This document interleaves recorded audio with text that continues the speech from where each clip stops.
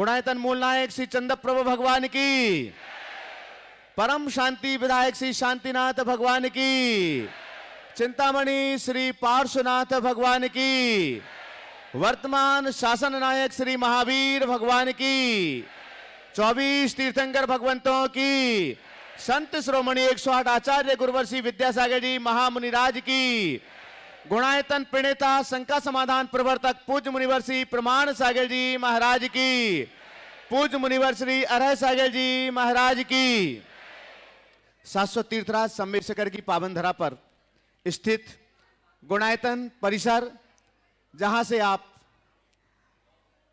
लोकप्रिय कार्यक्रम शंका समाधान के इस सत्र को अपने घरों पर बैठे हुए पारस चैनल, जिनवाणी चैनल और प्रामाणिक ऐप के माध्यम से लाइव देख रहे हैं। अपने घरों पर टीवी सेट के सामने बैठे हुए सभी दर्शकों का और यहां पर उपस्थित सभी श्रद्धालुओं का गुणायतन परिवार एवं श्री सेवायतन परिवार हार्दिक हार्दिक स्वागत एवं अभिनंदन करता है। बंधुओं, जिस गुणायतन परिसर में आप उपस्थित हैं, इस गुणायतन परिसर में विश्व का एकमात्र जिनालय पंचायतन शैली का निर्मापित हो रहा है, जो कि कुछ दिनों के बाद पूर्णता की ओर है और जिसमें दिव्य परमात्मा प्रतिष्ठित होकर के विराजित होंगे। जिन शासन की महती प्रभावना करने वाला अत्यंत कलात्मक कला को अपने अंदर समेटे हुए जिनालय है, इसे आप अवश्य ही देखिएगा, इनकी वेदियों को देखिएगा और इसके साथ साथ जिन शासन के जैन धर्म के सूत्रों को संक्षिप्त में समझने के लिए एक अनुभव केंद्र का भी निर्माण किया जा रहा है, वह भी लगभग पूर्णता की ओर है, जिसमें समोशरण दर्शन के माध्यम से विश्व की प्रथम राइड जो यहां बनाई जा रही है, उसमें आप भगवान के गर्भ आदि पांचों कल्याणकों को संक्षेप में समझ सकेंगे और साथ ही साथ इस चतुर्गति के जीवन चरित्र को समझने के लिए आत्मा से परमात्मा की मूवी के माध्यम से, जो विश्व की पहली मूवी है, उसमें आप इसे बहुत संक्षिप्त से समझ सकेंगे। यूं मान करके चलिएगा, जिन्हें पोथियों की बातें समझ में नहीं आती, शास्त्रों की बातें समझ में नहीं आती, पढ़ने का समय नहीं है, वो पोथियों की बातों को पलों में समझ सकेंगे राइड और मूवी के माध्यम से। गुणायतन के इसी विकास क्रम को देखते हुए इससे लगातार दानदातार जुड़ते हैं। हम आज उनके नामों की घोषणा, चूंकि समय यहां पर ज्यादा नहीं है तो यहां नहीं कर पा रहे हैं, आने वाले दिनों में करेंगे, लेकिन आपसे अपेक्षा करेंगे कि गुणायतन परिवार के इस विकास को आप अपनी आंखों से फलता फूलता देख रहे हैं और आप भी इसमें शामिल हो सकते हैं। महाराज श्री हमेशा कहते हैं, ये तो जगन्नाथ का रथ है, जिसने उस रथ में हाथ लगा लिया उसका जीवन धन्य हो गया और आप आंखों से देखते रहे। तो आइएगा, मैं आवाहन करता हूं आपके लिए कि गुणायतन से जुड़िएगा, आने वाला आपका परिवार, आपकी पीढ़ी गौरव का अनुभव कर सके कि हमारे परिवार ने उस स्थान पर दान दिया हुआ था, जिस स्थान को हम जैन संस्कृति के इतिहास के गवाक्ष के रूप में, गवाह के रूप में अपने सामने पा रहे हैं। बंधुओं, हम चूंकि कल से श्रावक संस्कार शिविर प्रारंभ होना है, कल 5:30 बजे से ही उसकी गतिविधियां प्रारंभ हो जाएंगी, जब हम दिव्य परमात्मा को लेकर के जो बड़ा मंडप है, बृहत मंडप है निहारिका के पीछे, जहां पर श्रावक संस्कार शिविर संपन्न होना है, तो आप सभी शिवरात्रियों को 5:30 बजे गुणायतन में पधार जाना है और यहां से हम श्री जी को भव्य शोभा यात्रा के साथ महाराज श्री की चरण सन्निधि में लेकर के चलेंगे। लेकिन आपके लिए सौभाग्य है, जो लोग यहां पधारे हैं उनके लिए तो यह सौभाग्य है ही, लेकिन जो लोग अपने घरों में देश और दुनिया में बैठ करके इस कार्यक्रम को देख रहे हैं, उनके लिए भी सौभाग्य है। हम आज आपके लिए महाराज श्री का आशीर्वाद दिलाएं, उसके पहले इस सौभाग्य की चर्चा आपके बीच कर रहे हैं कि आप चाहें तो उस आशीर्वाद को पाने की और सौभाग्यतम वृद्धि कर सकते हैं।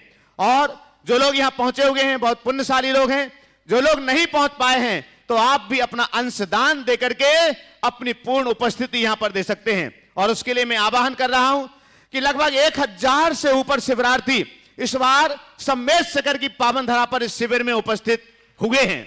ये कीर्तिमान है, शाश्वत भूमि में आप यहां पर आए हुए हैं और 1000 शिविरार्थियों के लिए भोजन व्यवस्था कराने का पुण्य आपकी झोली में है।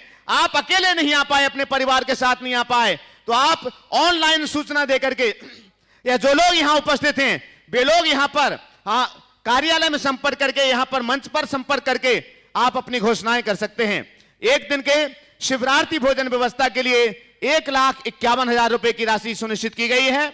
साथ ही साथ 1000 शिवरार्थी तीन लोक के नाथ की पूजन आराधना एक साथ करेंगे और पारस चैनल के माध्यम से सारा कार्यक्रम देश और दुनिया के लोग अपने घरों पर बैठे हुए देखेंगे। और उसके लिए एक दिन के जो पूजन द्रव्य व्यवस्था है पुण्यार्जक के रूप में, उसके लिए भी 1,51,000 रुपए की राशि सुनिश्चित की गई है। उनमें आप अपने नाम दे सकते हैं कि हमारी ओर से हम ये पुण्यार्जन करना चाहते हैं कि शिवरात्रियों को भोजन कराएंगे, अथवा हमारी द्रव्य पूजन से सभी शिवरार्थी परमात्मा की आराधना करने का सौभाग्य प्राप्त करेंगे। साथ ही साथ बंधुओं, इस बार वृत्ति भी अधिक संख्या में आए हैं जो प्रतिमाधारी हैं, उन वृत्ति भोजन व्यवस्था के लिए 51,000 रुपए की राशि सुनिश्चित की गई है। उसमें आप अपने नाम दे सकते हैं।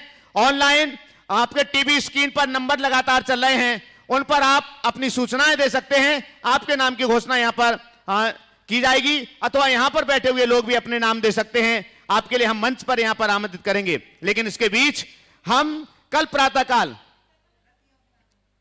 चलेगा। वृत्तियों के लिए नाम आ रहे हैं। एक दिन के नाम श्रीमती चंद्रकला जी पाटनी का आया है, दूसरे दिन के लिए नाम शकुन दीदी सागर का। एक बार जोरदार करता ध्वनि से। और तीसरे दिन का नाम NL जैन साहब गोसा, और एक दिन का नाम डॉक्टर रविंद्र जी जैन लिधौरा। 4 दिन के नाम अभी वृत्ति भोजन व्यवस्था के लिए आए हैं। बाकी भी इससे आगे बढ़कर के भी वृत्ति भोजन व्यवस्था के साथ वृत्ति भोजन में या शिवरार्थी भोजन में चलेगा। एक दिन का अनिल जी बरेली, ये 5 दिन के अभी 5 नाम आ गए। आज नाम आते रहेंगे। मैं तो कहता हूं वृत्ति भोजन के साथ साथ एक दिन लता जी गंगवाल, 6 दिन के नाम वृत्ति भोजन के हैं। और मैं तो कहता हूं सभी 1000 शिवरार्थियों के लिए सौभाग्य आपकी झोली में बहुत ज्यादा नहीं है। आप कभी करके तो देखिएगा। खिलाने का पुण्य अपनी जगह होता है और उस पुण्य का एहसास, आनंद भी अपनी जगह पर होता है। मैं बहुत सम्मान के साथ इस मंच पर आमंत्रित कर रहा हूं जो कल इस शिविर के उद्घाटनकर्ता भी हैं और साथ साथ में प्रमुख मंगल कलश को स्थापन करने का सौभाग्य भी जो प्राप्त कर रहे हैं। हमारे बीच कोटा राजस्थान से, रामगंज मंडी कोटा राजस्थान से मातुश्री संतोष भाई सुरेश कुमार जी, रेखा जैन, सिद्धार्थ जी, पूजा जैन, बाबरिया परिवार, दौतड़ा वाले, प्रीति अंकित अनायसा इंदौर और प्राची अंकित कोटा, ये पूरे परिवार को हम आपकी जोरदार करतल ध्वनि के बीच यहां पर आमंत्रित करते हैं। पूरा परिवार और गुणायतन के संरक्षक भी हैं। आ जाए दौतड़ा वाले परिवार, पूरा परिवार मंच पर पधारें। आपकी कर्तन ध्वनि बंधुओं, एक कल के शिविर के उद्घाटन करता है और प्रमुख मंगल कलश स्थापन करता भी हैं। हम जब श्री जी को लेकर के चलेंगे तब इसी परिवार के माध्यम से, और ये परिवार जब तक यहां है तब तक मंच पर बैठकर के ही भगवान की पूजन आराधना करने का सौभाग्य उनके लिए प्राप्त होगा। आपके सम्मान के लिए मैं यहां पर आमंत्रित कर रहा हूं शिविर के संयोजक डब्बू जी कासलीवाल, नरेंद्र जी सेठी गया से हमारे बीच हैं। प्रमाण सागर भक्त मंडल से सभी यहां पर आ जाएं। साथ ही और शिविर के जो उद्घाटन करता है, मुख्य कलश स्थापन करता है मातुश्री संतोष भाई, सुरेश कुमार जी, रेखा जी जैन, सिद्धार्थ, पूजा जी जैन बाबरिया, दौतरा वाले परिवार, प्रीति अंकित जी अनायसा इंदौर और प्राची अंकित जी कोटा राजस्थान। आपकी करतल ध्वनि अनवरत जारी रहना चाहिए सभी शिवरार्थियों की। और महिला सम्मान के लिए मैं आमंत्रित कर रहा हूं श्रीमती चंद्रकला जी पाटनी, लता जी गंगवाल, गुणायतन ट्रस्टी और मंत्री दोनों पधारे शीघ्रता से महिला सम्मान के लिए। अनवरत जारी रखिएगा, इनके उद्घाटन से ही यह प्रारंभ हो रहा है।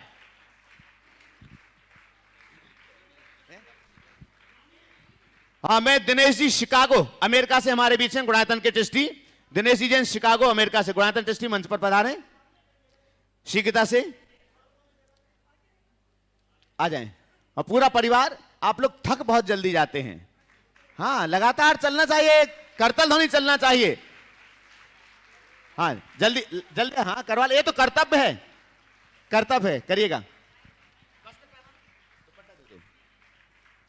बंधुओं, और भी जो लोग अपने नाम देना चाहते हैं शिवरार्थी भोजन व्यवस्था में 1,51,000 रुपए में, पूजन द्रव्य व्यवस्था में 1,51,000 रुपए में, और वृत्ति भोजन व्यवस्था के 4-5 दिन के नाम शेष हैं 51,000 रुपए में। तो उसमें भी जो अपने नाम देना चाहते हैं वे अपने नाम यहां पर दे सकते हैं। और इसके बाद हम प्रश्न के लिए तैयार रखेंगे।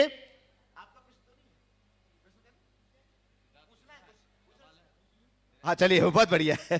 अब ये कह रहे पूछ लेते हैं। हाँ, तो पहले प्रश्न के लिए हम यहाँ पर आमंत्रित कर रहे हैं आशीष सुरेश जी। कहाँ है रानू दीदी जी? इस परिवार से यहाँ बैठी हो तो मैं बहुत सम्मान से आमंत्रित करता हूं मंच पर। कहाँ है? हाँ, आ जाए रानू दीदी जी, पधारिएगा। और रानू दीदी जी का सम्मान करने के लिए सबिता दीदी, आ जाओ जाओ, यहाँ पर आ जाओ। सबिता दीदी आ जाएं, आओ सबिता। हाँ, सुनीता दीदी पास, सॉरी। चलेगा, हाँ कोई बात नहीं, तिलक लगा दें अकेला। प्रदीप जी काला रांची मंच पर आ जाएं। और प्रथम प्रश्न के लिए श्री सुरेश कुमार जी जैन। माइक माइक रखा नहीं रखा?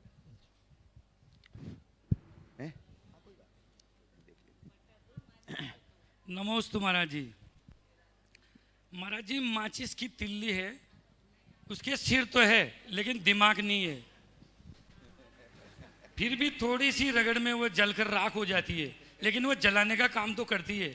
लेकिन मनुष्य के सिर भी है और दिमाग भी है, लेकिन थोड़ी थोड़ी बातों में उलझता रहता है। इसका क्या कारण है? बहुत अच्छा सवाल। माचिस की तीली में सिर है पर दिमाग नहीं है, और थोड़ी थोड़ी बात में रगड़ करके आग पैदा कर देती। मनुष्य के पास सिर के साथ दिमाग है लेकिन फिर भी उलझ जाता है। एक और अंतर पाता हूँ, माचिस की तीली चिराग भी जलाती है और आग भी जलाती है, दोनों चीज़ें। लेकिन आदमी तो थोड़ा बिगड़ जाए तो आग ही ज़्यादा लगाता है। माचिस की तीली में जब भी रगड़ होती है तो वो चिराग भी जला देती है, पर मनुष्य के मन में जब रगड़ होती है तो आग भी लगाती है।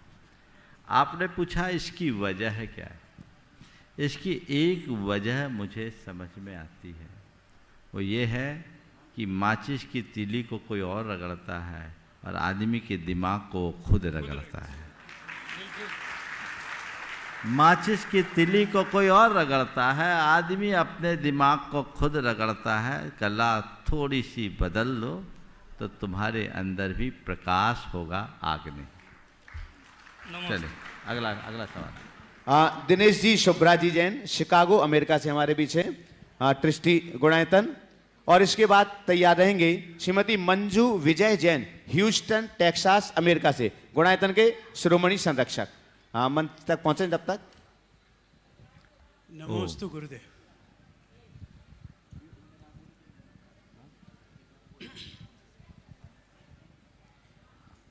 आज आपके साक्षात दर्शन देकर थोड़ा भावुक हो गया हूं।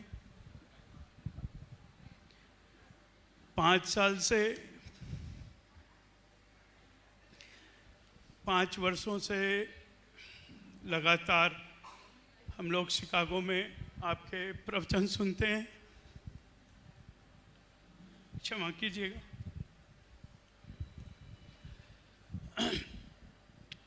मेरा प्रश्न यह है महाराज श्री कि आपने एक प्रवचन में कहा था गृहस्थ आश्रम बाकी तीनों आश्रमों का आधार है, और इस आश्रम से भी मनुष्य मोक्ष मार्ग में जा सकता है और लगा रह सकता है। तो ये मार्गदर्शन दीजिए कि उसमें और थोड़ा सा आगे बताएं और मार्गदर्शन करें, क्योंकि बहुत जी। पहले तो मैं चाहूँगा एक बार सभी लोग करतल ध्वनि से इस दंपति का स्वागत करें। ये 7 समुंदर पार रह कर के भी इनके तार आज तक अच्छे से जुड़े हुए हैं। आपने सुना 5 वर्षों से नियमित ये श्रोता हैं, और न केवल श्रोता हैं, अभी तो इन दंपति के अंदर बहुत बड़े बड़े बदलाव भी घटित हुए हैं। और वहाँ के एक कोई साधारण व्यक्ति ने, एक हस्ती है जो आज यहाँ पर शिविर अटेंड करने का भाव लेकर आए। ये इस बात का प्रमाण है कि मनुष्य के हृदय में यदि निष्ठा हो तो देश काल की सीमाएं बाधक नहीं बनती। ये दूर रह कर के भी जुड़े रहते हैं और पास रहने वाले भी दूर हो जाते हैं। हम देखें मैं कहाँ हूँ, दूर रहकर पास हूँ या पास रहकर दूर, ये सोचने की बात है। आपने जो सवाल किया बहुत महत्वपूर्ण सवाल है। कुरल काव्य के इस प्रवचन माला में जिस दिन गृहस्थाश्रम पर चर्चा की थी, उस दिन मैंने कहा था, ऐसा उसमें एक सूत्र वाक्य भी था कि गृहस्थाश्रम समस्त आश्रमों का आधार है, और ये यथार्थ है। आपने पूछा है गृहस्थाश्रम में रहते हुए हम अपना मोक्ष मार्ग प्रशस्त कैसे करें। मैं तो आप सबसे ये कहूँगा कि गृहस्थाश्रम के बिना तो मोक्ष मार्ग ही प्रवर्तित नहीं होगा। अगर आप लोग गृहस्थाश्रम में न हों, आपकी संतति न हो, संतान न हो, तो फिर मुनि कौन बनेगा और मोक्ष मार्ग पर कौन चलेगा और उनकी पूर्ति कौन करेगा। समझ गए? तो हमारे शास्त्रों में गृहस्थाश्रम को मोक्ष मार्ग का या सब आश्रमों का प्रधान बताया। तो गृहस्थ से संतान होती है, संतान से ही ब्रह्मचर्य आश्रम, गृहस्थाश्रम, फिर वानप्रस्थाश्रम और तब जाकर संन्यास आश्रम की बात घटित होती। ये चारों चीज़ें एक दूसरे के साथ जुड़ी हुई, तो वो महत्वपूर्ण है। आपने पूछा गृहस्थाश्रम में मोक्ष मार्ग, वैयक्तिक मोक्ष मार्ग कैसे प्रशस्त होगा। तो आप गृहस्थाश्रम में रहते हुए व्रती जीवन जीते हैं तो गृहस्थ धर्म का ही पालन करते हैं, और गृहस्थ धर्म का पालन करना एक प्रकार से अपने मोक्ष मार्ग को ही पुष्ट करना है। तो अपने मोक्ष मार्ग को पुष्ट करें, व्रती जीवन जीने का अभ्यास करें। यदि हम व्रती बन जाते हैं तो हमारा गृहस्थ धर्म सार्थक होता है। उसके साथ साथ जब हम अपने गृहस्थोचित कर्तव्यों को पूर्ण कर लें, तब हमारे लिए वानप्रस्थी होने का विधान है। वानप्रस्थी जीवन जिए धर्म ध्यान के साथ। उस समय घर में रहते हुए भी अपनी शक्ति अनुसार त्याग, तप और संयममय जीवन जिए, तो वो हमारे जीवन को आगे बढ़ाने में बहुत सहायक बनता है। और अंत में संन्यास आश्रम यानी संलेखना पूर्वक यदि देह परित्याग करें तो ऐसे जीव ज़्यादा से ज़्यादा 7-8 भवों में मोक्ष के अधिकारी हो जाते हैं। तो हम मोक्ष को प्राप्त करना चाहते हैं, मोक्ष के अधिकारी बनना चाहते हैं, तो मोक्ष मार्ग गृहस्थ आश्रम में सार्थक हुआ कि नहीं हुआ। इसलिए मैंने अनेक बार बोला है कि जितने भी लोग आज गृहस्थी में हैं, गृहस्थी में रहो पर ग्रस्त मत बनो। गृहस्थी में रहते हुए भी अपना लक्ष्य ऊंचा रखो, उद्देश्य बड़ा रखो, और बड़ा उद्देश्य ऊंचा लक्ष्य रख करके चलोगे तभी जीवन कहीं सफलीभूत होगा। अंतिम मेरा अंत समाधि मरण होना चाहिए। वानप्रस्थी जीवन लोग जिए, और आप जैसे लोगों के वानप्रस्थी जीवन को व्यवस्थित बनाने का उपक्रम गुणायतन में प्रारंभ हो गया है। अभी तो आज आप शायद मेरे ही पास पहली बार आए हो। सम्मेद शिखर भी मुझे नहीं मालूम कितने वर्षों बाद आए। हाँ, 20 वर्ष बाद आए हैं। आप जब यहाँ देखिएगा तो आपको पता लगेगा कि ये कौन सी सोच है जिसके बल पर हम स्वपर के कल्याण का मार्ग प्रशस्त कर सकते हैं। हमने ऐसी व्यवस्था यहाँ बनवाने के लिए कहा है यहाँ लोग रहकर अपने गृहस्थी के दायित्व से मुक्त होकर यहाँ रह सके और अपनी आत्म साधना के साथ देह परिवर्तन कर सके, संलेखना पूर्वक कर सके, अपने जीवन को कृतार्थ कर सके। तो इस जीवन में ये भी किया जा सकता है। और हम एक बात और बोलते हैं, हमारे 24 तीर्थंकरों में 19 पहले गृहस्थ हुए, 5 बाल ब्रह्मचारी हुए जो अपवाद स्वरूप, समझ गए। तो हमारे 24 तीर्थंकरों में 19 तीर्थंकरों ने गृहस्थाश्रम से ही मोक्ष मार्ग पकड़ा। 5 तो अपवाद थे, तो हम बाल ब्रह्मचारी सब अपवाद हैं। तुम लोगों को अवकाश है, ये मत सोचो मैं गृहस्थी में फंस गया सो गया। अरे कहाँ फंसा हूं, लेकिन अभी मेरे मुक्त होने की पूरी संभावना है। अवसर और अनुकूलता के हिसाब से मनुष्य को आगे बढ़ने के लिए उत्साहित रहना चाहिए, और जो मनुष्य इस भांति उत्साहित रहता है वही अपने जीवन का पथ प्रशस्त कर सकता है। तो हमें उस दिशा में आगे बढ़ना चाहिए। आज आप पहली बार यहाँ आए हैं, निश्चित भावों से तो आप जुड़े ही हुए हैं। मैं चाहूँगा कि अब अपने आप को इस तरीके से जोड़ लो कि अब मेरा उद्धार तो यहीं हो। अमेरिका में तो चाह करके भी नहीं कर सकोगे, क्योंकि वहाँ का कानून ऐसा नहीं है। तो इस बहाने अपनी मातृभूमि से जुड़े रहने का सौभाग्य होगा, और उसमें भी समेत शिखर जैसी पुण्य भूमि में जुड़ करके तो और हम अपने जीवन को उन्नत बना सकेंगे। आपने पहले ही दिन बहुत अच्छी बात रखी है। हमें सबको इससे एक संदेश प्राप्त करके इस दिशा में आगे बढ़ना चाहिए। नमस्ते गुरुदेव, नमस्ते गुरुदेव, नमस्ते गुरुदेव। श्रीमती मंजू विजय जैन, ह्यूस्टन टेक्सास। नहीं है, वो नहीं है। हाँ चलिए, लता जी गंगवाल आ जाएं, पधारें। जल्दी। सुभराज जी पूछेगी क्या? आप पूछ लीजिए। नहीं, ठीक, चलिए जल्दी। यहीं से आ जाओ। ओम। आप बंधु, हम एक बार जब तक वो यहाँ पहुँच रही हैं, आ जाओ। हाँ दो, सुनीता जी को दो जब तक। मुनिश्री के चरणों में सत सत वंदन, नमोस्तु कोटिसा।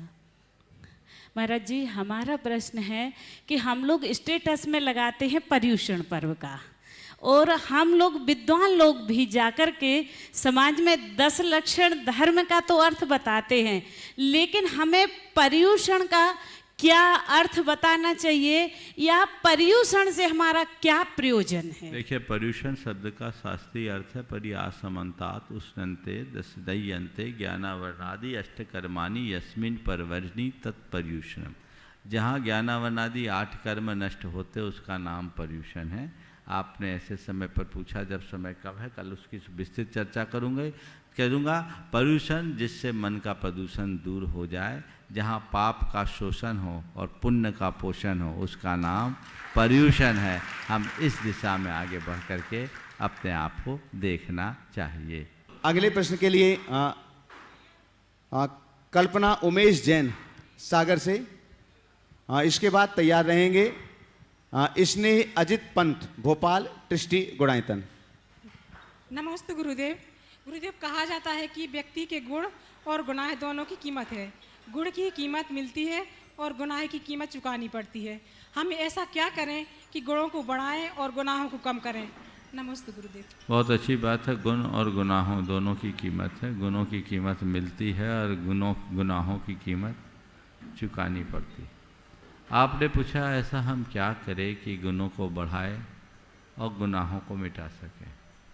इसके लिए अपने गुणों को बढ़ाना चाहते हैं तो 4 बातें अपनाओ।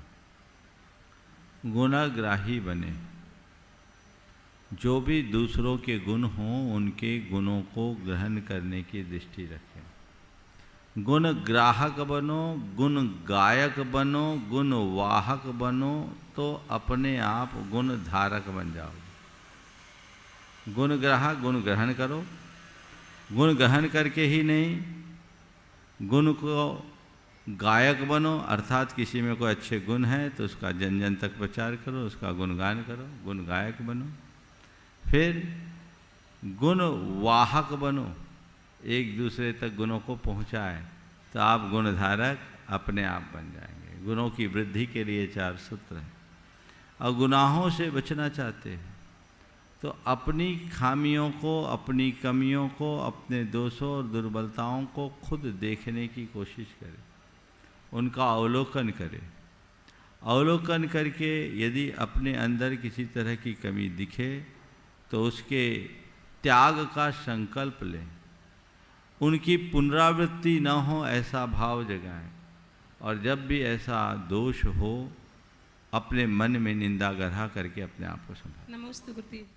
स्नेह अजित पंत भोपाल, ट्रिस्टी गुणायतन।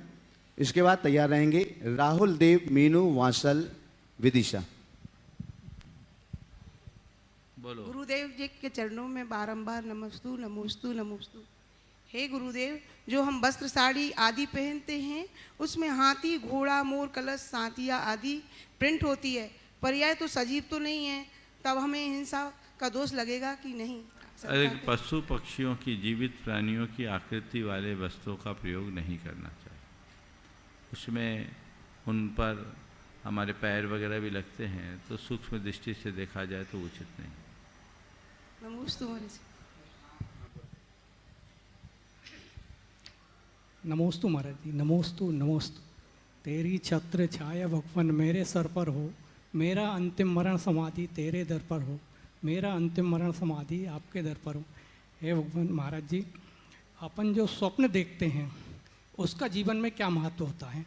मन तो महाराज जी संसार विश्व में भटकता रहता है, लेकिन रात्रि मेरे को रात्रि में जो स्वप्न आते हैं वो हमेशा धार्मिक क्रियाओं से जुड़े हुए होते हैं। कई बार पूजन अभिषेक करते हुए, शांति धारा करते हुए, या महाराज जियों के दर्शन करते हुए, तीर्थ यात्रा करते हुए, इस तरह के आते हैं। तो इसका जीवन में सपने सपने होते हैं, सपनों का अपना कोई खास अर्थ नहीं होता। मनोविज्ञान के अनुसार हमारी 3 प्रकार की इच्छाएं होती है, व्यक्त इच्छा, अव्यक्त इच्छा और रुद्ध इच्छा। हमारी व्यक्त इच्छाएं तो प्रकट हो जाती है, लेकिन जब हम सोते हैं तो हमारे स्नायु तंत्र में हुए परिवर्तन के कारण हमारी रुद्ध और अव्यक्त इच्छाएं विभिन्न प्रकार की प्रतीकों के रूप में प्रकट होती है, जिससे स्वप्न लोक की सृष्टि होती है। तो कहीं न कहीं वो हमारी अंतश्चेतना में जुड़ी हुई होती है, जिसका हमें आभास नहीं होता, उससे स्वप्न जगत की सृष्टि होती है। आयुर्वेद के नियमानुसार वात पित्त कफ के दोष के कारण भी सपने आते हैं। तो ये सपने सपने हैं, सपनों को सपनों की ही तरह देखना चाहिए, इसको लेकर के ज़्यादा सोचना नहीं चाहिए। महाराज जी, ये जो भी स्वप्न आते हैं अनजान जगह के आते हैं, जो अच्छा है ना? अच्छा, नहीं इसका मतलब कहीं ना कहीं आप अनजान जगह जाने की भावना रखते हैं। आशीर्वाद। चलिए। नमोस्तु। राहुल देव मीनू वांसल विदिशा। आगे तैयार रहेंगे चक्रेश कुमार जैन दिल्ली। नमोस्तु महाराज श्री। उठा दो। नमोस्तु महाराज श्री। धन के बाद धर्म या धर्म के बाद धन, कृपया समाधान। धर्म के बाद धन या धन के बाद धर्म? मैं तो कहूँगा जो धन के साथ धर्म करे उसका जीवन धन्य। समझ गए? धन के साथ धर्म करे उसका जीवन धन्य। अब तुम धर्म के बाद धन और धन के बाद धर्म के झमेले में पड़ो ही मत। नमस्ते एक हाँ। ही, चलो पूछो जल्दी। हाँ। नमस्ते महाराज जी। महाराज जी, दिया तले अंधेरा, दिया तले अंधेरा, ये कहावत कैसे चरितार्थ हुई? सब जगह होती है, प्राय लोग पास में रहते हैं उनके ही अंधेरा होता। दिया तले अंधेरा उस अर्थ में समझते हैं कि कहा जाता है जब व्यक्ति कहीं बहुत निकटता से जुड़ा है, वहाँ सब कुछ है, सारी दुनिया को प्रकाश बांटा जा रहा, बट रहा है, लाभ ले रहे, पर सामने वाला उसका लाभ नहीं लेता। तो कई बार ऐसा होता है, मैं तो देखता हूँ। अभी भी आप लोगों को बोलूँगा तो थोड़ा सा, अभी अनेक लोग जिनने कभी हमारे दर्शन भी नहीं किए, उनके जीवन में कोई परेशानी आई, बड़ी बड़ी परेशानी आई, भावना योग कर करके वो ठीक हो गए।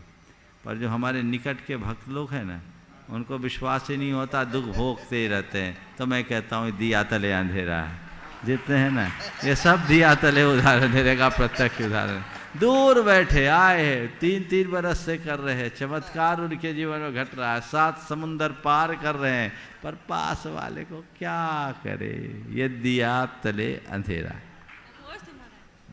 चक्रेश कुमार जैन दिल्ली। आगे तैयार रहेंगे श्रीमती सीमा डॉक्टर प्रद्युम्न जैन गुड़गांव दिल्ली, दृष्टि गुणायतन। गुरुदेव के श्री चरणों में सशद नमन। महाराज श्री, आज जैन परिवारों के सामने एक बहुत ही विकट परिस्थिति पैदा हो रही है कि हमारे बच्चे अपनी इच्छा से शादी करना चाहते हैं, और ऐसे ज़्यादातर संबंध जैनेतर परिवार में हो रहे हैं। ना चाहते हुए भी माँ बाप अपने को असहाय महसूस करते हुए अपनी स्वीकृति प्रदान करते हैं। मेरा प्रश्न यह है कि ऐसी परिस्थिति में माँ बाप कितने दोष के भागीदार हैं? ये तो भयानक कैंसर है। ऐसी स्थिति होने के बाद सोचना बात की बात है। हमें कोशिश ये करनी चाहिए कि ऐसी स्थिति बने ही नहीं, और यदि हम प्रारंभ से ध्यान दें, बच्चों को उनकी जीवन की मर्यादाओं का बोध कराएं और ये सुनिश्चित करें कि हमारे लिए क्या करनी है क्या करनी है, तो इन सब इस प्रकार की समस्याओं से बचा जा सकता है। श्रीमती सीमा डॉक्टर प्रद्युम्न जी जैन, गुड़गांव दिल्ली, ट्रस्टी गुणायतन। आगे तैयार रहेंगे शैलजा जैन, चंडीगढ़। नमोस्तु महाराज श्री। दुख ही दुख है सुख लेने में, और सुख ही सुख है सुख देने में। तो महाराज श्री, ये हम फिर सुखों की चाहना क्यों करते हैं और सुखों के पीछे क्यों भागते हैं? दुख ही दुख है सुख लेने में, और सुख ही सुख है दुख लेने में, यही बोल रहे हैं। फिर हम सुखों की कामना क्यों करते हैं और उसके पीछे ही क्यों भागते हैं? मैं समझता हूँ जिस व्यक्ति के अंदर में ये प्रतीति हो जाए कि सुख लेने में दुख है और दुख लेने में सुख है, वो फिर कभी सुख की कामना नहीं करेगा, वो आजीवन में आए हुए दुखों का स्वागत करेगा। लेकिन मैं आपके वाक्य को थोड़ा सा इत्तेफाक रखते हुए संशोधित करता हूँ। दुख ही दुख है सुख लेने में, और सुख ही सुख है दुख लेने में। इस वाक्य को संशोधित कर दो। ये लेने देने का चक्कर अच्छा नहीं है। सुख ही सुख है दुख सहने में, और सुख ही सुख है सुख बांटने में। समझ गए? दुख को सह लो और सुख को बांट लो। न किसी का दुख लो, न किसी को दुख दो। अगर कोई दुखी है तो उसको इतना सुख से भर दो कि वो अपना सारा गम भूल जाए। शैलजा जैन, चंडीगढ़। आगे तैयार रहेंगे संतोष जी शिंगई, दमोह, पूर्व अध्यक्ष कुंडल। नमोस्तु गुरुदेव। गुरुदेव, मेरा ये प्रश्न है, अगर सुख और दुख दोनों मन के भाव हैं तो इंसान विषम परिस्थितियों में अपने मन को कैसे नियंत्रण में रखे कि वो उसका मन सुखमय रहे? बहुत अच्छा सवाल। सुख और दुख यदि मन के भाव हैं तो विषम परिस्थितियों में अपने मन को कैसे प्रसन्न रखें कि दुख में भी मन स्थिर रह सके। पहले तो ये है कि हम ये जानें कि सुख और दुख दोनों मन के भाव हैं कि नहीं, है ना। अभी आप यहाँ बहुत प्रसन्न होकर के सवाल कर रही है ना? क्या नाम है आपका? शैलजा जैन। और अभी मैं अगर भरी सभा में नाम ले लूँ तुम्हारा, तो ये शैलजा प्रश्न कर रही है, तो तुम्हारा और खुशी बढ़ेगी ना? बढ़ेगी। और यदि बोलते बोलते मैं कह दूँ कैसी बेवकूफ़ लड़की, इसको इतनी भी तमीज़ नहीं है कि गुरुओं से कैसे बोला जाता है, क्या होगा? मन में दुख होगा। ये दुख क्यों हुआ? मन में ऐसे भाव आए। सिचुएशन तो सेम थी, इमोशन बदला ना, है ना। तो ये तुम्हारे मन का सुख और तुम्हारे मन का ये दुख दोनों कोई भौतिक रूप में था या तुम्हारे भावों से जुड़ा था? इमोशन से ही जुड़ा हुआ था। क्लियर है ना? अब तो इसमें कोई डाउट नहीं। तो ये बात सही है, सुख और दुख दोनों मन के भाव है ना। अब मैं तुमसे कहता हूँ, एक आदमी घोर विपत्तियों से जुड़ा हुआ है, बहुत अर्थाभाव है, उसके ऊपर कर्ज है, अन्य बीमारियां हैं, कई तरह की विपत्तियां हैं, आदमी परेशान है, मायूस है, दुखी है।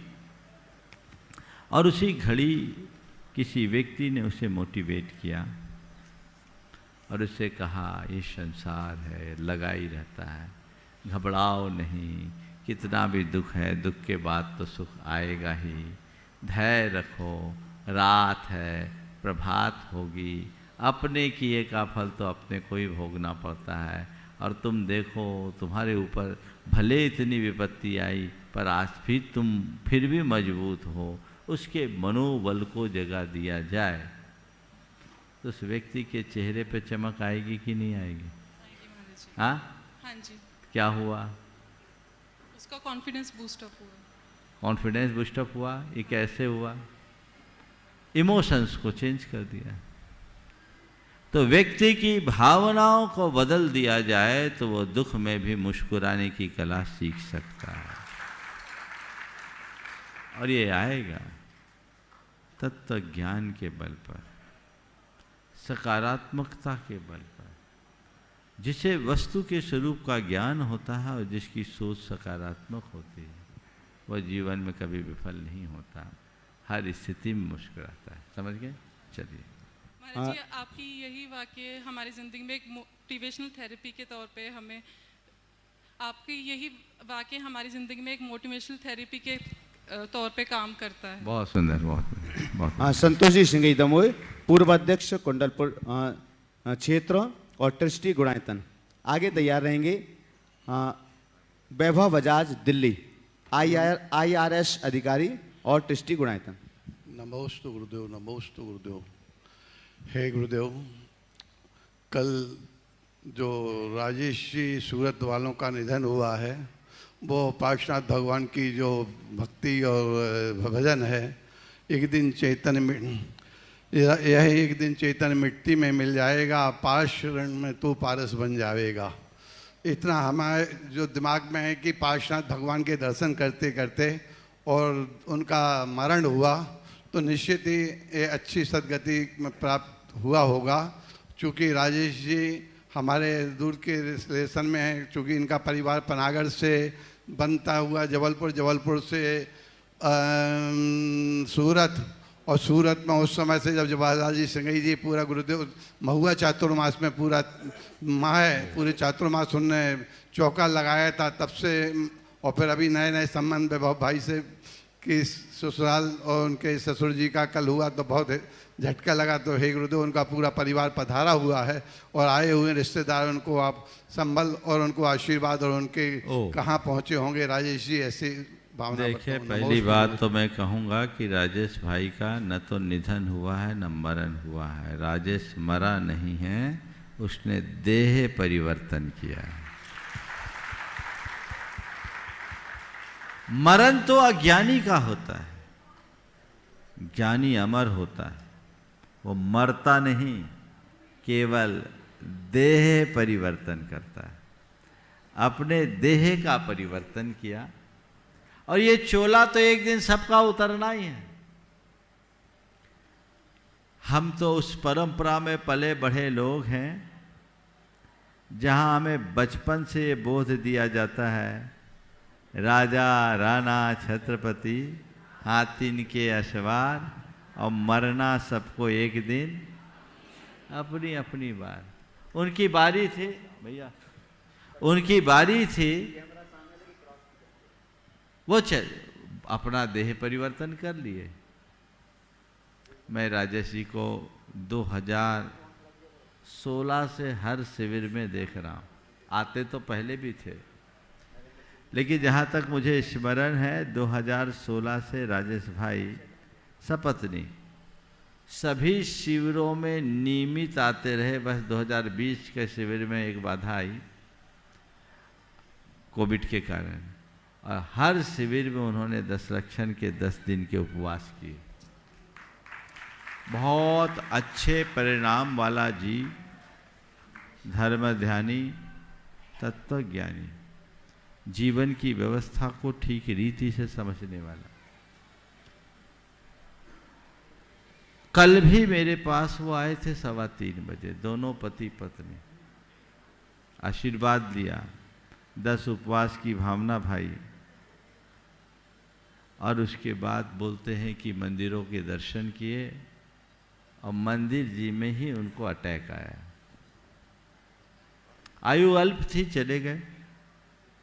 लेकिन मैं ये जानता हूँ, अगर व्यक्ति के अंदर ज्ञान है तो छोटी सी आयु में भी बड़े काम कर सकता है, और अज्ञानी 100 वर्ष जी करके भी कुछ नहीं करता। मैं पूरे परिवार से कहूँगा, आज उनकी धर्मपत्नी तो यहाँ है ही, उनके बच्चे भी हैं, भाई बंधु भी हैं और बेटी दामाद वैभव भाई जो उनके दामाद हैं। मैं पूरे परिवार को कहूँगा कि इस घटना को एक प्रेरणा बनाओ जो जीवन का यथार्थ दर्शाता है। हमें मोह भाव में नहीं, ज्ञान भाव में जीना है। मैं राजेश भाई के निमित्त से आप सबको भी ये संदेश देना चाहता हूँ। क्या पता कब किसकी बारी आ जाए, मुझे खुद का भी पता नहीं, तुम्हें पता हो तो मुझे नहीं मालूम है क्या? किसी को किसी का कुछ भी पता नहीं। इस सत्य को जानो और इससे पहले कि हमारे जीवन की अंतिम घड़ी आए, अपने जीवन के कल्याण का रास्ता अंगीकार करो। क्या पता कब तुम्हारा अंत हो जाए और तुम्हारी अर्थी उठ जाए, तुम्हें चिता में जला दिया जाए। पर इससे पहले कि तुम्हारी अर्थी उठे, जीवन के परम अर्थ को जान लो। इससे पहले कि तुम्हारी चिता जले, अपनी चेतना को जगा लो। वह एक जागृत आत्मा था, उनने अपनी चेतना को जगा लिया। परिवार है, आज परिवार से बात करके भी मुझे अच्छा लगा, क्योंकि परिवार इतना समझदार और ऊंचे मनोबल का इस विषम घड़ी में भी अपने आप को संभाले हुए है। हमें संभाल कर रहना चाहिए, संभल कर जीना चाहिए, जिससे जीवन का पथ प्रशस्त किया जा सके। सभी को मैं यही आशीर्वाद देना चाहूँ। वैभव जी बजाज, दिल्ली डिस्ट्रिक्ट गुणायतन और IRS अधिकारी। नमोस्तु गुरुदेव, नमोस्तु नमोस्तु नमोस्तु गुरुदेव। गुरुदेव आपने जो बोला पापा जी के बारे में, मतलब अब मैं तो ज़्यादा कुछ बोल नहीं पाऊँगा। अभी दिल्ली से ही वो आए थे और जो भावना लेके वो आए थे इधर पे कि लगातार 20-22 साल से वो उपवास कर रहे थे, लगातार 10 दिन के परिभूषण में। और उसके बाद फिर कल भी, मतलब अगर प्राण निकलने हैं इस तरह से, अगर प्राण निकले महाराज जी, तो इससे जीवन, मतलब इससे ज़्यादा सफल जीवन नहीं हो सकता। मेरा तो केवल यही मानना है महाराज जी, बस इसी में ही आप प्रकाश डालें, यही। बहुत सुंदर, चलिए। हाँ, अखिलेश जी शतवैया, टीकमगढ़, ट्रस्टी गुणायतन। आगे तैयार रहेंगे अभय कुमार जैन, वेंगू, राजस्थान।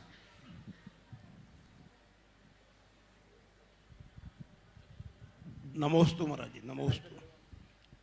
सतभैया परिवार का तिरवाल नमोस्तु। महाराज जी, मुझे आगे बढ़ाना देश का कर्तव्य नहीं है, देश को आगे बढ़ाना हमारा कर्तव्य है। अब हमारा ये है, भारत देश आज़ादी का अमृत महोत्सव मना रहा है। ऐसे में हमारा और जैन युवाओं की क्या भूमिका होना चाहिए? मुझे खुद को आगे मुझे आगे बढ़ाना देश का कर्तव्य नहीं है, देश को आगे बढ़ाना मेरा कर्तव्य। बहुत अच्छा संदेश है जिनका भी संदेश। आज़ादी के इस अमृत महोत्सव की घड़ी में आपने पूछा है जैन समाज का क्या कर्तव्य। मैं तो ये कहूँगा हर व्यक्ति का वही कर्तव्य है जो देश के विकास के लिए होना चाहिए। पर ये सब केवल नारों में और समारोहों में नहीं, ये जीवन में होना चाहिए। अगर हम आज़ादी का सच्चे अर्थों में अमृत महोत्सव मनाना चाहते हैं तो पूरा देश मिलकर एक ही काम करे, वह है राष्ट्रीय चरित्र का निर्माण। अगर हर देशवासी के हृदय में राष्ट्रीय चरित्र बन जाए और एक एक व्यक्ति राष्ट्रीयता के प्रति समर्पित हो जाए तो भारत पूरे विश्व में सबसे अग्रणी स्थान बना सकता है। लेकिन मुझे बड़ी विडंबना दिखती है कि बड़ी बड़ी बातें करने वाले लोगों के भीतर ही पोल दिखती है। बात राष्ट्रीयता की करते हैं, बातें राष्ट्र की करते हैं, लेकिन उनका आचरण बहुत हीन स्तर का होता है। ऐसे दोहरेपन के साथ हम अपने जीवन को आगे नहीं बढ़ा सकते। जीवन को सफल और सार्थक बनाने के लिए हमें बहुत व्यापकता से देखने और समझने की ज़रूरत है, तभी हम कुछ अच्छा कर पाएंगे। नमोस्तु महाराज। अभय कुमार जैन, वेंगू, राजस्थान। आगे तैयार रहेंगे श्रीमती चंद्रकला जी, पाटनी, रांची। परम पूज्य गुरुदेव के पावन चरणों में नमोस्तु नमोस्तु नमोस्तु महाराज जी। मेरा प्रश्न महाराज जी, हाँ बोलो। डांट शब्द से है। पानी की बोतल के ऊपर अगर डांट लगा देते हैं तो पानी नहीं धुलता है, पीपे पे डांट लगा देते हैं तो तेल नहीं धुलता है, बड़े बड़े बांध के ऊपर डांट लगा देते हैं तो बांध भी रुक जाता है। गुरुदेव को कभी डांट देते हैं तो अपने आप शिष्य लोग मतलब अपना अहोभाग्य मानते हैं, पर आज के परिप्रेक्ष्य में क्या हो रहा है गुरुदेव की अपन अपनी पत्नी को डांट देते हैं, गुरुदेव बच्चों को स्कूल में डांट देते हैं, पिता बच्चों को डांट देते हैं, तो अपने आप को मतलब क्रोध मतलब करते हैं। ऐसा क्यों होता है महाराज जी? देखिए, समय बदला, संस्कृति बदल गई। पहले डांट को लोग अच्छा मानते थे, अब डांट को लोग उल्टा मानने लगे। हमारे गुरुदेव का एक बहुत सुंदर वाक्य है, शिष्य और शिष्य को डांट लगाना चाहिए। अगर शिष्य में डांट न लगे तो तेल बह जाएगा, और शिष्य को डांट न लगाए तो उसका जीवन बह जाएगा। तो दोनों को डांट लगाना बहुत ज़रूरी है, उसके बिना जीवन की संभाल नहीं। पर आजकल की जो जनरेशन है वो ज़्यादा लाड प्यार में पलती है, और लाड प्यार में पलने के कारण उसकी जो भावनात्मक स्थितियाँ हैं बिल्कुल अलग हो जाती है। इस विषम परिस्थिति के कारण लोग अपने जीवन को आगे नहीं बढ़ा पाते, और जीवन का जो मूलभूत उद्देश्य उसे प्राप्त नहीं कर पाते। हमें जीवन में कष्ट सहिष्णु होना चाहिए, और किसी के द्वारा अगर हमारे भले के लिए डांट मिले भी तो उसे आशीर्वाद मानकर स्वीकार लेना चाहिए। नमस्ते। श्रीमती चंद्रकला जी, पाटनी, रांची, ट्रस्टी और मंत्री, गुणायतन। आगे तैयार रहेंगे NL जैन साहब, जयपुर, कोषाध्यक्ष, गुणायतन। मेरी तरफ से जगत के सब्जियों की तरफ से दोनों मुनिराजों के चरणों में नमोस्तु। महाराज श्री, समंदर बड़ा होके भी अपनी हद में रहता है, और इंसान छोटा होकर भी अपनी हद को भूल जाता है, तो इंसान अपनी हद को कैसे पहचाने? बहुत अच्छा बात। समंदर बड़ा होकर के भी हद में रहता है, और इंसान छोटा होकर के भी हद को भूल जाता है। इंसान अपनी हद को कैसे पहचाने? मैं तो ये कहूँगा, हद में रहना बड़प्पन की निशानी है, और हद को भूल जाना उथलापन की पहचान। हद में रहना बड़प्पन की निशानी है, हद को भूल जाना उथलेपन की पहचान। संत कहते हद में रहो, हद को भूलो मत। वही इंसान अपनी हद को भूलता है जिसमें उथलापन होता है। जिस मनुष्य में गहराई होती है वो कभी अपने उथलेपन को नहीं भूलता, वो सदैव उस बात का ध्यान रखता है और अपने जीवन के क्रम को आगे बढ़ाने के लिए सचेष्ट रहता है कि हद में रहें। कभी भी मेरे संपर्क में एक से एक लोग हैं जिन्होंने आज शिखर का स्पर्श किया है, शिखर को छुआ है, लेकिन वे शिखर को छू लेने के बावजूद अपने हद को नहीं भूलते। वो जानते हैं कि मेरे जीवन की मर्यादा क्या है, मेरे जीवन की लिमिट्स क्या है। जिसे इसका बोध होता है वह अपना गुणात्मक विकास करता है, और जो हदों को तोड़ देता है उसका सर्वनाश होता है। श्री NL जैन साहब, जयपुर, कोषाध्यक्ष, गुणायतन। आगे तैयार रहेंगे डॉक्टर रविंद्र जैन, लिधौरा। द्विगुरुओं को सादर नमन, वंदन। महाराज श्री, दो शब्द हैं, संस्कार और संक्रमण। संस्कार व्यक्ति को ऊंची तरफ लेके जाता है। संस्कार मानव सभ्यता भी उसके स्थापना करता है, विकास करता है। और संक्रमण बीमारी के बाद में उसको मानव सभ्यता को झकोर देता है। महाराज जी, मेरा जिज्ञासा इसके बारे में यह है, क्या दोनों का समायोजन कैसे हो सकता है, क्या संस्कार और संक्रमण का? देखिए, बहुत अच्छी बात आपने की। संस्कार और संक्रमण की जो व्याख्या की है, संस्कार समाज का निर्माण करती है, संस्कृति का विकास करती है, जीवन का उत्थान करते हैं, और संस्कारों से ही आत्मा का कल्याण होता है। एक बहुत बड़ा सत्य है। तो संस्कार प्रगति का मूल आधार है। संक्रमण के संदर्भ में जो बात आपने की, संक्रमण भी दो प्रकार का है। आपने जिस संक्रमण की बात की वह संक्रमण सर्वनाशी है और हमें ऐसे संक्रमणों से बचना भी चाहिए। वो संक्रमण है बीमारी वाला संक्रमण जो पिछले दिनों चला और जिसने हम सबको 2 गज की दूरी बनाए रखने के लिए बाध्य कर दिया। ये एक ऐसा संक्रमण जिसने हमारे संस्कारों को भी तोड़ दिया। ये भी विडंबना थी कि हमारे ऊपर दूसरे संस्कार थोपने की शुरुआत कर दी गई सोशल डिस्टेंसिंग की। पर ये भारत था, भारतवासी थे जिनका ध्यान इस बात पर गया और उन्होंने कहा नहीं, हमें सोशल डिस्टेंस नहीं रखना है, मात्र 2 गज की दूरी रखना है अपने संक्रमण से बचने के लिए। तो 2 गज की दूरी रखी गई संक्रमण से बचने के लिए। तो ये संक्रमण भयावह है, लेकिन संक्रमण दूसरा भी होता है। ये विषाणु का संक्रमण था जो बीमारी का कारण था, पर मैं कहता हूँ एक विचारों का संक्रमण है जो कल्याण का कारण होगा। वैचारिक संक्रमण, वो भी अच्छे विचारों का संक्रमण। एक दूसरे के बीच यदि विचारों को हम फैलाएं, दौड़ाएं, एक दूसरे के साथ जोड़कर, तो एक बहुत बड़ी क्रांति खड़ी हो सकती है। आज उसकी बहुत ज़्यादा आवश्यकता है। आज यहाँ आप लोग आए हैं, संस्कार लेने आए हैं, श्रावक संस्कार शिविर में सम्मिलित होने आए। कल से श्रावक संस्कार शिविर की शुरुआत होगी। जो आप संस्कार यहाँ से लेकर जाएं, इसका संक्रमण फैलाइए। संक्रमण करना है तो विषाणुओं का नहीं, संक्रमण करना है तो संस्कारों का कीजिए, जिससे हर व्यक्ति की चेतना चमत्कृत हो सके और सभी के जीवन का उत्थान हो सके। नमोस्तु महाराज श्री। डॉक्टर रविंद्र जी जैन लिधौरा, और आगे तैयार रहेंगे श्रीमती मंजू विजय जैन, ह्यूस्टन टेक्सास अमेरिका, शिरोमणि संरक्षक गुणायतन। पूज्य मुनि श्री प्रमाण सागर जी महाराज, अरह सागर जी महाराज के चरणों में नमोस्तु नमोस्तु नमोस्तु। हे गुरुवर, छोटी छोटी जगहों पर लोग अपने बच्चों को ट्यूशन आदि जो भौतिक शिक्षा है उस आदि में तो भेजते हैं, लेकिन पाठशाला आदि में नहीं भेजना चाहते हैं।